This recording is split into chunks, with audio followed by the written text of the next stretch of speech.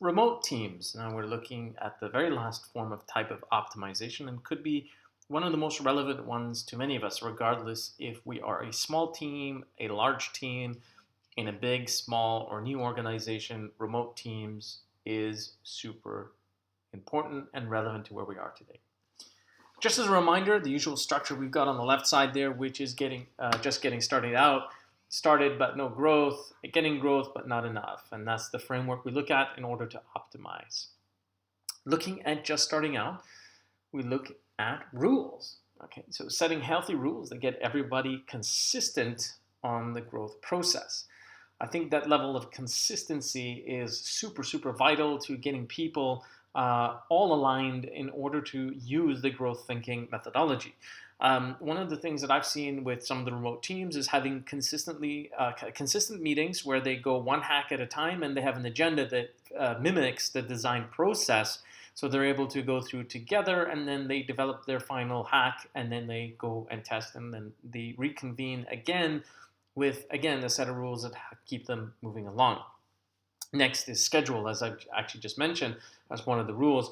Keeping it consistent is key, and having an agenda and having it in the calendar is super, super important because it keeps everybody consistent. Since we're working in so many different places under so many different circumstances, it could be very challenging, especially with time zones and timing with family and all that fun stuff, especially with the way that work-life balance has been, thanks to the pandemic. We have to be very, very careful. Lifespan. So not all teams are designed to work forever. That's super important. I know that the bond between people can get very strong in the team, but every team has its expiry date. And the reason I mention that is sometimes you need to redevelop your team, especially when it comes to remote teams. It becomes a lot easier to add people and remove people. It's not always a good thing, not always a bad thing, but the point is that you've got the power to do it. And in a remote team, this works really well when you need to advance a team and bring other people on that you normally would have found it very difficult to, schedule somebody and get them on a flight or get on a car or train and get over to you, or setting up meetings in different locations, and all that complexity is gone, right? It's gone. It's one of the beauties of remote teams, right? It comes with other challenges, of course, but that's one of the great things about it. Moving to the next part. So you started out, but you're still not getting growth. So the first thing we're going to look at is motivation. It sounds super obvious. You want to grow. You need to be motivated. Make it a daily habit, okay? And this motivation is not just a one-to-one thing, but with a remote team, it's super important to be motivated.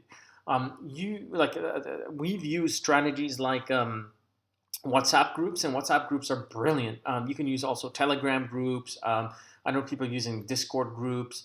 As long as you have a way to consistently, smoothly communicate in a very fluid way, and that's equivalent to sending out, a motivational quote every day that gets people aligned, sharing really cool stories that have happened, maybe offline, that is related to the team, or maybe not even related to the team. Sharing those stories in a really interesting way really gets people motivated and working more productively. So you explore. So remote doesn't mean sitting in one spot all the time. You need to get out and discover. So although I meet with several, of my remote teams for different things, it doesn't mean that we shouldn't be out doing other things. That's a difficult thing to do and say in context of the pandemic. But that being said, we should be balancing our lives by exploring other things. I know people that do what we call grounding activities. Grounding activities allow us to do things that are not related to anything that we do as a profession or a business to bring us back to focus again. And it's an intentional thing. Sometimes you need to not enforce it, but encourage it among a remote team. Next is balance. So energy levels are important, and so balancing time, activities, and efforts is a challenge. One of the biggest things that we've seen with remote teams, I think we've all experienced this, is that the line between kind of work and home has just kind of disappeared or has become very fuzzy or blurry, for lack of better concepts. And so finding that balance where I can get my energy levels to where I can actually achieve what I need to do, but have time to do other things has become more and more difficult. And so managing that is really super important. So you look at the points that we had before about kind of the consistency and having things in calendars, having structured agendas with a remote team, help the growth thinking process work a lot better. So you're just not stuck, and it's kind of like, hey, let's just do this at 7, 8 p.m. tonight, and so we'll just do it at the end of the day because we just need to do it. That's not always the best thing to do. When it comes to time zones, though, because you need to have the right people, and that might be the best thing to do. You need to figure that out. You need to find that balance. Next, so getting growth but not enough. So hold it. That's the first thing. So if something, okay, so this is funny. Okay, so if it's working, keep it. Okay, do not let go of it, but keep alert for the learnings and improvements. Okay, this is a complacency message. Okay, if something is working, keep it consistent, but don't fall into a comfort zone where you're not exploring the learnings for improvements. Don't let that happen. In remote team settings with this process, this can easily happen.